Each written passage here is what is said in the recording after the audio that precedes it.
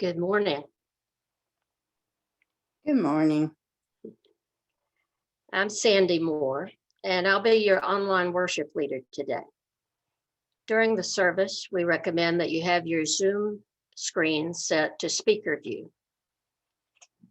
This is common ground, our celebration of worship for people of many paths who are gathering virtually to share in the responsible search for meaning and truth.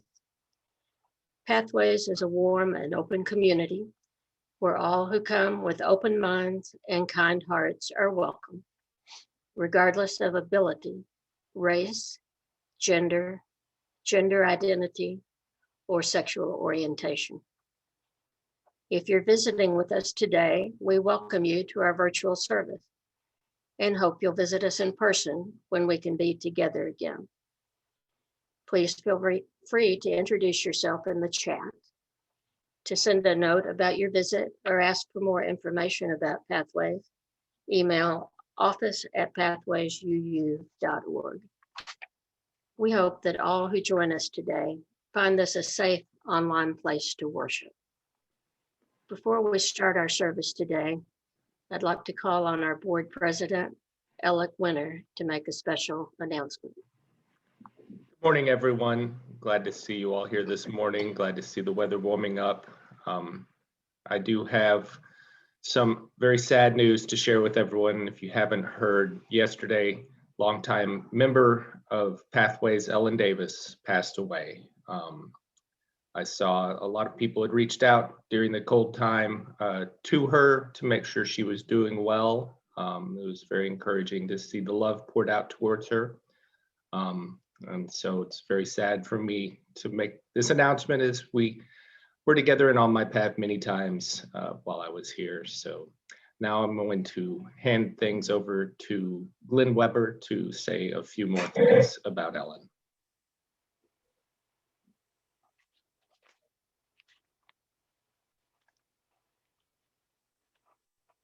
Glenn, go ahead and unmute if you would. Is this better?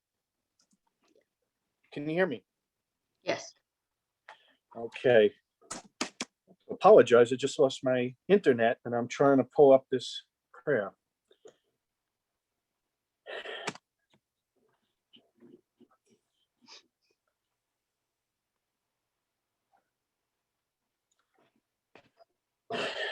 Excuse me for just give me 1 minute here, because it's not a prayer that I know by heart.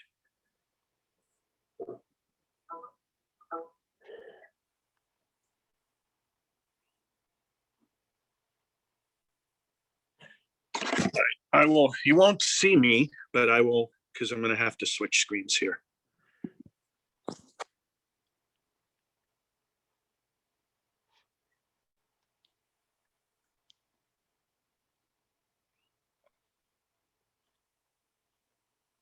Okay, can you still hear me?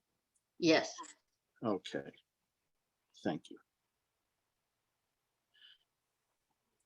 God full of mercy, who dwells above, give rest on the wings of the divine presence amongst the holy, pure, and glorious who shine like the sun, to the soul of Ellen Davis, for whom prayer was offered in the memory of her soul. Therefore, the merciful one will protect her soul forever and will merge her soul with eternal life. The everlasting is her heritage, and she shall rest peacefully at her lying place. And let us say amen. Amen. Thank you, Glenn.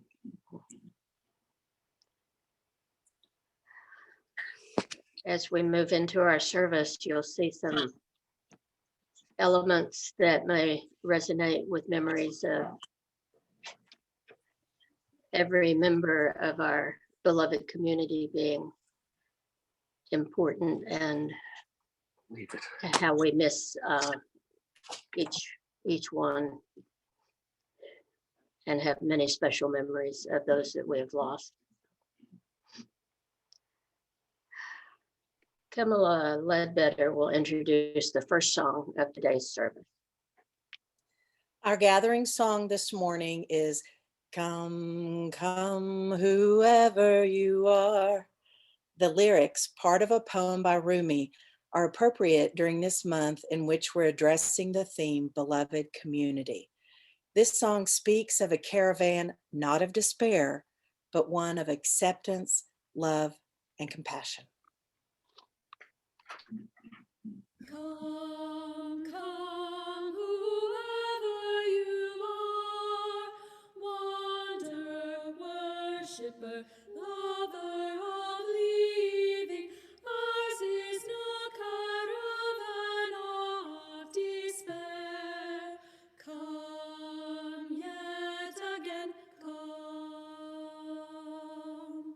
come, come, whoever you are, condemned, worshipper, whoever you leaving, ours is no caravan of disbelieving, ours is no caravan of despair.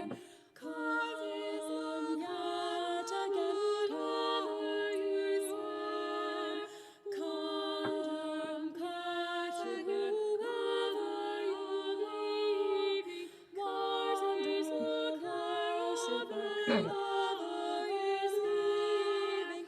Come yet again, come.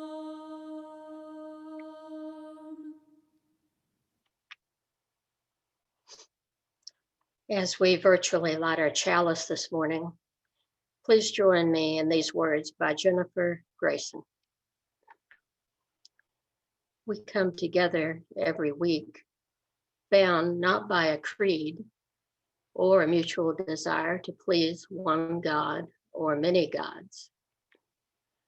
Yet we are drawn together by a belief that how we are in the world, who we are together, matters. We light this chalice together in the knowledge that love, not fear, can change this world. I invite you now to join in a renewal of our sacred promises. Please read along with me. Love is the doctrine of this church. The quest for truth is its sacrament, and service is its prayer. To dwell together in peace, to seek knowledge in freedom, to serve human need to the end that all souls shall grow in harmony with the divine. Thus do we covenant with each other. Luke Kimball will deliver our call to worship words this morning. Good morning. Our call to worship today is by Reverend Dr. David Breeden. May I be all in for beloved community. May I be all in despite the challenges. May I be all here for beloved community. May I be ready for the beauty because I long for the possibilities. Yes, I am here for beloved community. May I see the beauty of you in the community, of us together in the community. May we be the beauty of beloved community. May we be the dream together. We join here for beloved community. Come, let us worship together in this most beautiful community known as Pathways Church. Thank you. Nancy Miller will introduce the next song. Our worship song today is a new one for Pathways. Get up and enjoy this vibrant rendition of On a Clear Day by Kate Smith, who had a radio, television, and recording career spanning 5 decades, which reached its pinnacle in the 1940s.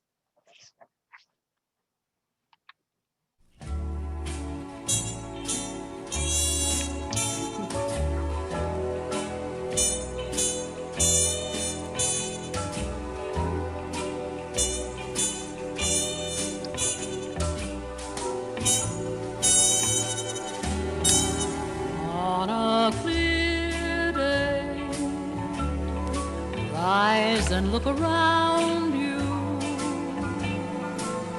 and you'll see who you are. On a clear day, how it will astound you that the glow of your being outshines every star. You feel part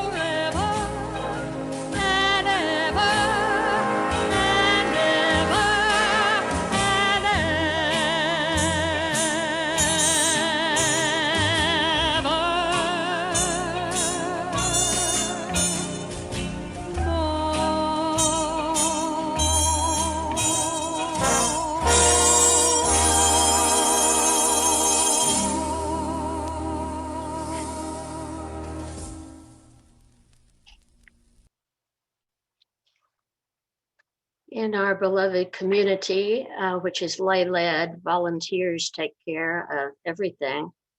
Mary McMahon has taken on the volunteer role of lining up our common ground speakers. And Mary will introduce our speaker for this morning's service.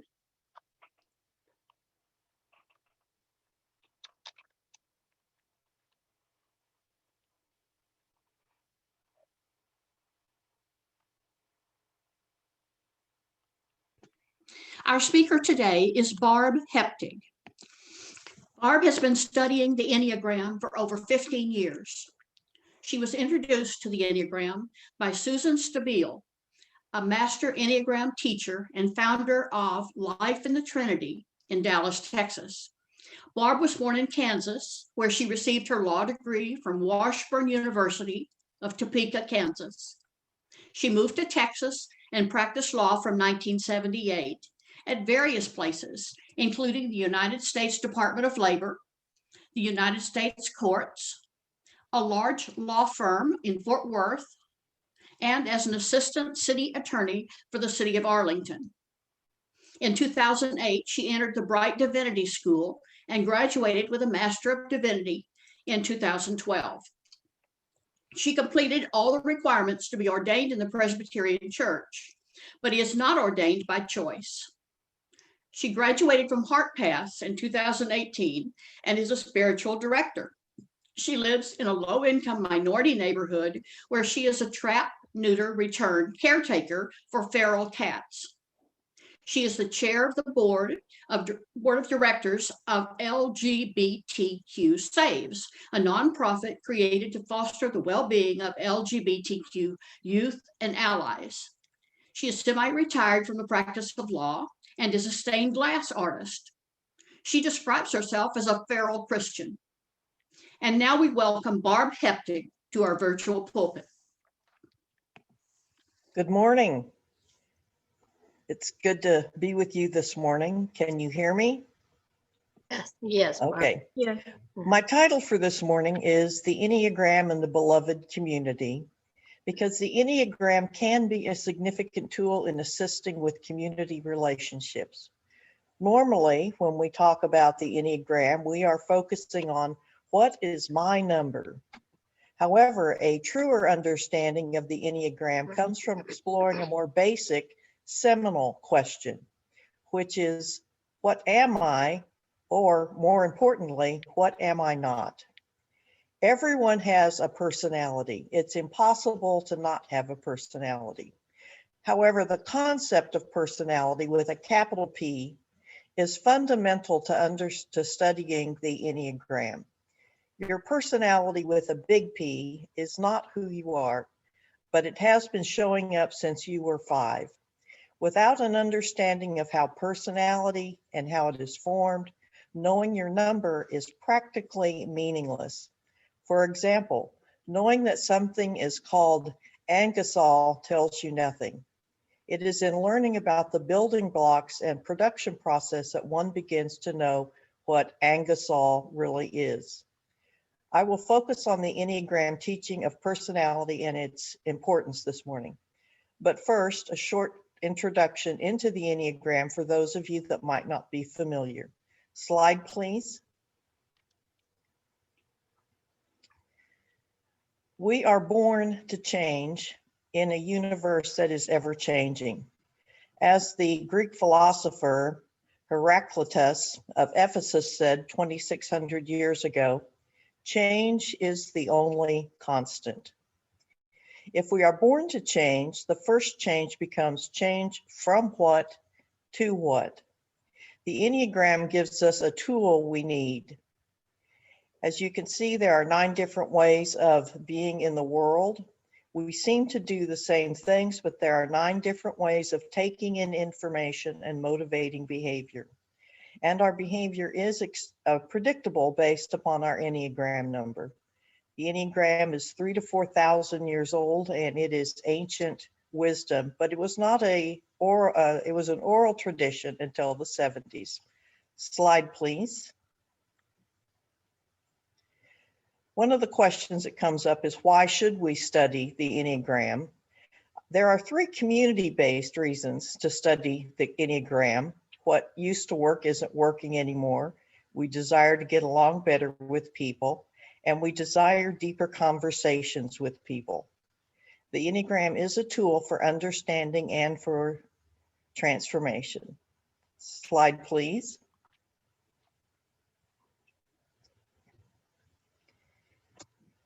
If we want to make this journey together, as the African proverb says, so that we can go far, what used to work sometimes isn't working. Everyone is familiar with the "we have always done it this way" mindset. Things work until they don't. Churches in particular have been struggling with this for decades now, and change is happening at an ever faster rate. The Enneagram can help us understand that resisting change is the default position of some personalities. You can learn which personalities embrace stability and which personalities embrace change. But going together, as the African proverb encourages, has its problems. It's not easy. 6,000 years of history can't be wrong. Slide, please.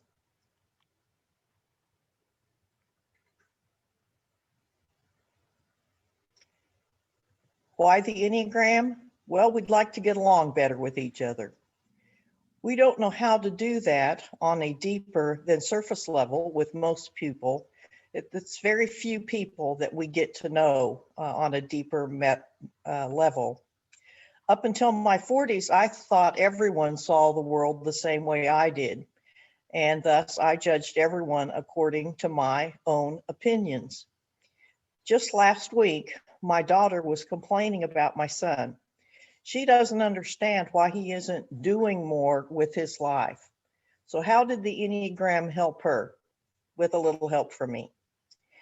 Her brother's personality is in the fear triad, which is meaningless to you now, but as you continue your studies, that will become more familiar. His default personality position is to think about the worst case scenario. His response is to do nothing unless he has exterior structure and support. This was his personality. My daughter's personality, however, is also in the fear triad, but her default position is to imagine, how can I stay constantly entertained? Her response is to plan for and do exciting new things all the time. She has traveled the world. She's been a Peace Corps volunteer. She has taught English in China. This is her personality. Her brother has a stable, secure job with Trader Joe's with structure, reliability, and defined rules with a chain of command. His sister thought of this as going nowhere. So accordingly, she judges him according to her personality. He, on the other hand, sees this as secure, predictable, and stable. In reality, this is a perfect job for him. Also, in reality, if my daughter had this position, she would go crazy. So once she stopped to analyze personality from his perspective, she could acknowledge that he was not wasting his life. Even without studying the Enneagram in depth, she was able to understand him better and not judge him as harshly. Learning the Enneagram will, if nothing else, make you more empathic. Slide, please.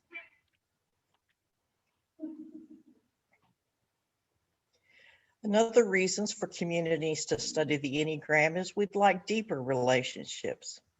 As Russ Hudson, one of the co-founders of the Enneagram Institute, says, your personality is what shows up when you don't.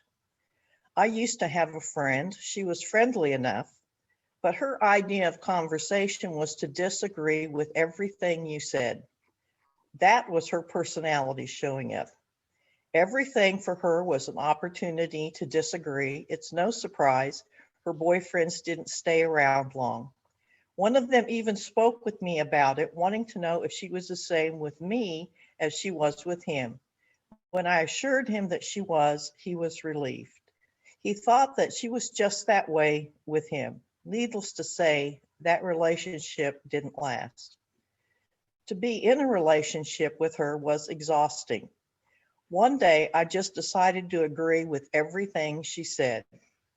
A couple months later, she commented on how nice I had become.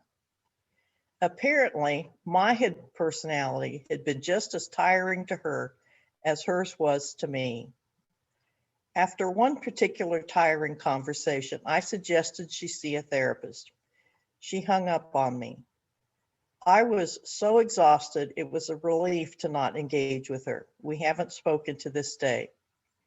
I can't help but wonder if we had known the Enneagram, could we have figured out a way to be together that was not mutually draining? Slide, please. In addition to the community benefits of studying the Enneagram, there are internal benefits. Desire for self-awareness, a decrease in stress and anxiety, increased happiness, and transformation. Slide, please.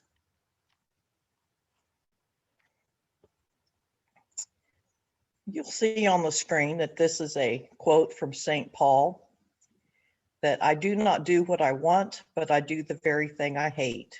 For I have the desire to do what is right, but not the ability to carry it out. For I do not do the good I want, but the evil I do not want is what I keep doing. If Paul had known his Enneagram number, he would have known why he kept doing the things he didn't want to. Think of your personality as a default setting on your computer. Default settings do things automatically, like capitalize the first letter of every sentence. This is your personality. It will automatically do things. I have a story to tell about me. I went to church one day and a homeless man that I had known for several years showed up. His name was Jonathan. And I went up to him and we started talking, and either he commented on it or I commented on it, but the question arose that, how long has it been since you ate? And he said, several days. So I immediately drug him out to my car to find some place where I could take him and get him something to eat. It wasn't until we were driving on University that I actually stopped to think, to ask him why he had come to church that day. He said, because I wanted to go to worship. That was my personality showing up. Because my personality showed up as a default, it saw a problem and immediately went to correcting it. It didn't stop to think. If I had stopped to think, I would have asked Jonathan if he wanted to go someplace to get something to eat, instead of just dragging him out of the church, doing what I thought, because my personality judged him and decided that the only reason he came to church was to get some free food, which is, as it turned out, not the case. But that was my personality showing up. And as Russ Hudson says, your personality shows up when you don't. Studying the Enneagram doesn't put you in a box, but it will reveal to you, as it did to me, the invisible box that I was already in, sometimes embarrassingly so. Slide, please. Another benefit is to decrease stress and anxiety. Actually learning the Enneagram can give you more peace. It doesn't get rid of the stressful situations, but it can help you understand your reaction to them, which reduces a different kind of stress. The Enneagram can also foster transformation. For my particular personality, when I am stressed, I shift over to an Enneagram number that is more withdrawn and goes internally. It can mimic depression. I was greatly relieved once I learned the Enneagram to know that I wasn't actually sinking into depression, but that this actually was just the natural way that my personality protected me in times of stress. The Enneagram can also foster transformation. Please understand that change and transformation are not the same. Change is when you add something on, and transformation is when something falls away on its own. You can't make transformation happen. You can only allow it. As Suzanne Stabile likes to say, willpower is a myth and it is fueled by emotion. So any attempt to change your personality only reinforces it. What you learn to do while studying the Enneagram is to observe yourself non-judgmentally, kind of hover above yourself and observe what you're doing. Oh, Barbara's taking a homeless person out to eat, when in reality, he really wants to go to worship. So you just hover. And in the mere awareness of your behavior, ultimately your behavior will transform. Slide, please. Now, this is a story that many of you are familiar with about the old Cherokee that teaches his grandson about the battle of the two wolves going on inside everyone. One of the wolves is evil, one of the wolves is good. He taught his grandson about him, and the grandson asked, "Which wolf will win?" And the Cherokee simply replied, "The one you feed." As you become more aware of your personality, the understanding will allow you to choose your response as opposed to your personality automatically reacting. As you repeatedly choose a certain response, it creates a new neural pathway in your brain, which eventually becomes the preferred response, and the old reaction falls away. It's like gaining a superpower. You say things like, old me would have reacted this way, but new me now responds this way. There are a few basic concepts that form the building blocks of personality as taught in the narrative tradition. Remember, I talked to you about Angasol and what the building blocks are and the process. Well, think of these as the building blocks of personality. First is the concept of essence. Slide, please. Your essence is who you are, not your personality. Your essence is what is before you did anything wrong and before you did anything right. You are essence. Your essence cannot be harmed no matter what you have done or what has been done to you. Life is your journey back to your essence. You are okay, and we all have the same journey back to our essence. This is a spiritual statement. The Enneagram does not supersede any spiritual beliefs, tools, or practices. It is simply a spiritual tool, a tool that can open us up to the presence of the divine, the holy, dwelling in us in the moment. It allows us to see us as we are and enables us to move toward who we were when we were first created. Slide, please. The second concept is the concept of soul. The Enneagram is taught based on the concept of the existence of soul, and the soul is a body of essence, which is to say that your soul cannot be harmed. There is great comfort to be found in the concept that no matter what you have done, for instance, in the military, your soul has not been damaged. The damage will be reflected in your personality, but your essence is not damaged and you can still journey back to your essence. Slide, please.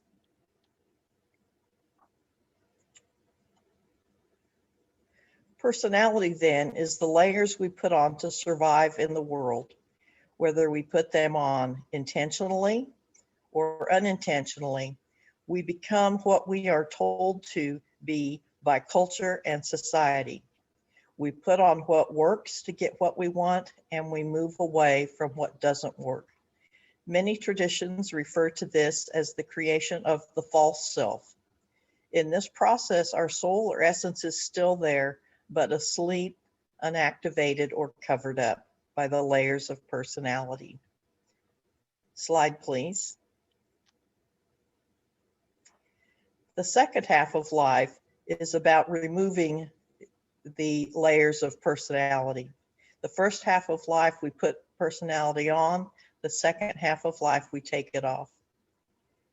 This is like the story of the Golden Buddha. In 1957, an entire monastery in Thailand was being relocated by a group of monks. One day they were removing a giant clay Buddha when one of the monks noticed a large crack. On investigation, they saw a golden light emanating from the crack. The monk used a hammer and chisel to chip away the clay exterior until he revealed that the statue was in fact made of solid gold.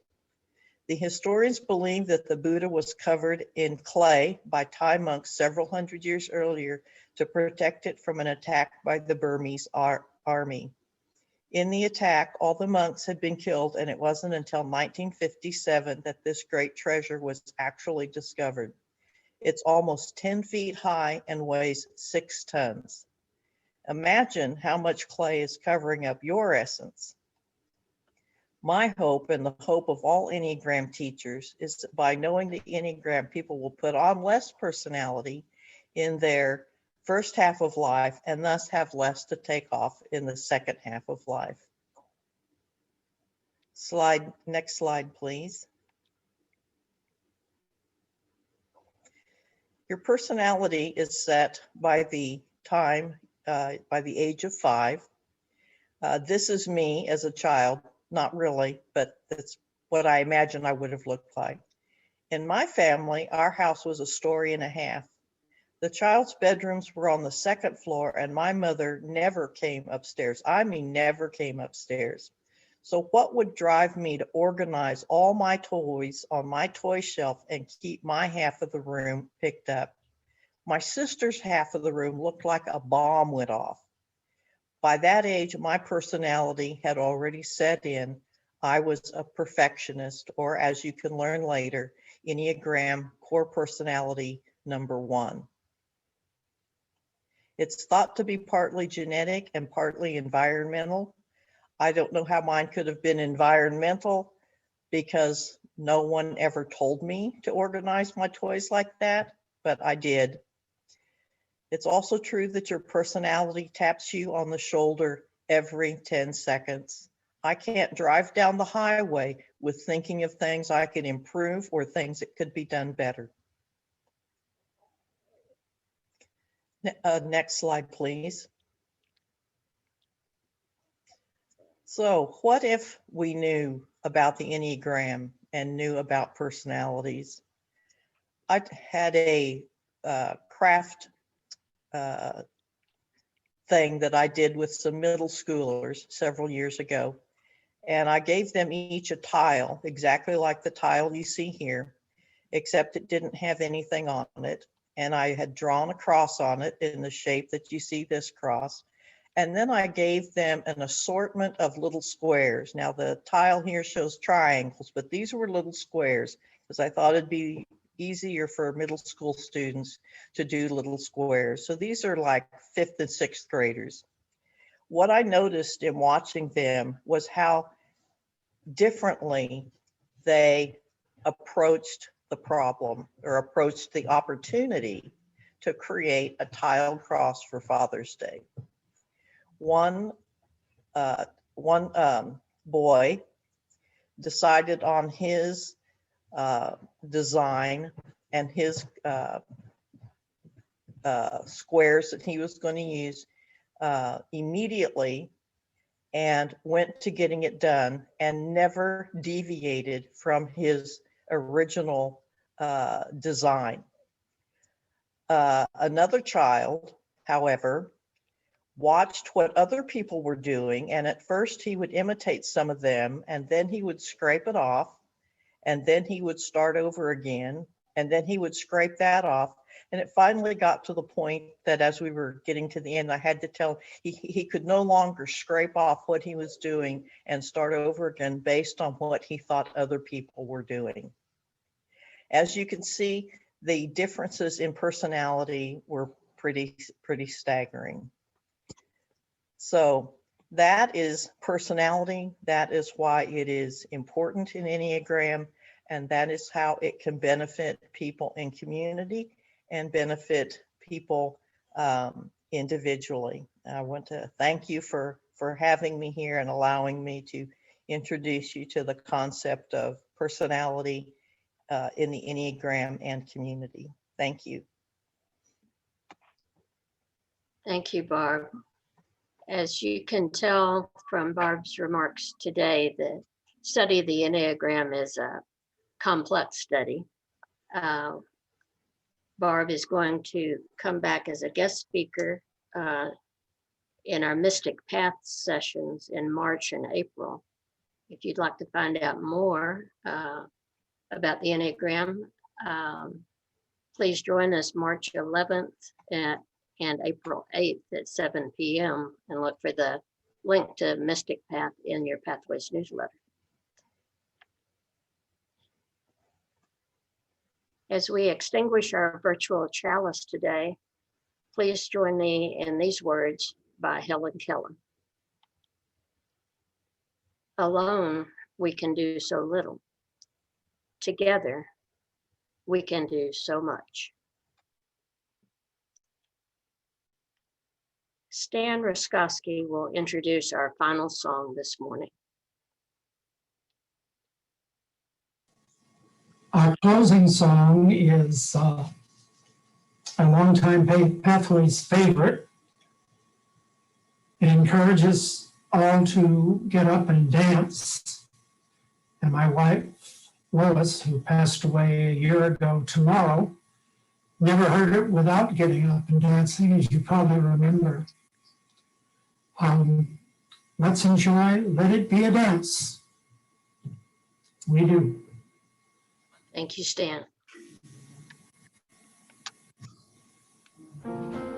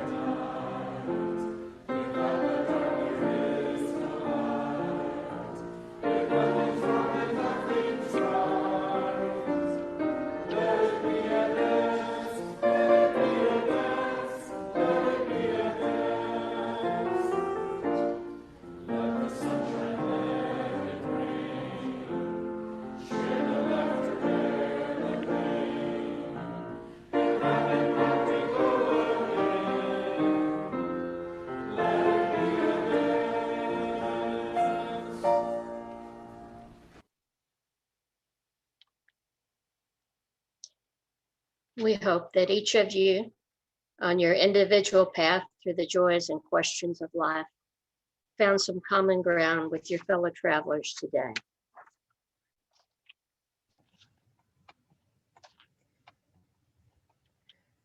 Our closing words today are by Marla Sharf, First Unitarian Church of San Jose, California. In my vision of a beloved community, I see a dazzling, light-filled, breathtakingly beautiful mosaic, a giant, all-encompassing mosaic, where each of us can really see, and deeply appreciate each piece. We know that each piece is of immeasurable value. We know that each piece is part of a larger whole that would not be whole, indeed would not be, without each piece shining through and being seen and appreciated as its unique self.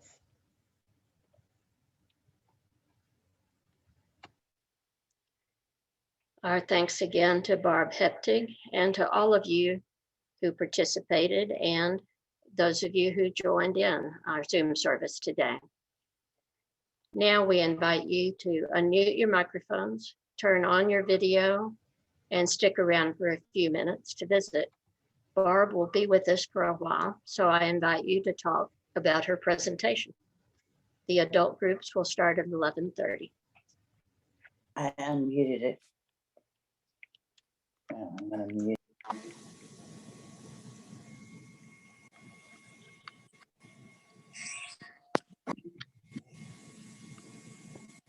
Thank you so much, Barb and Sandy and everybody who participated. That was a wonderful service. Thank you very much.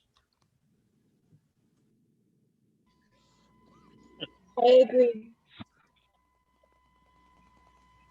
I wonder if Barb could come and give us a class on the Enneagram sometime. We could all sign up for if we wanted to.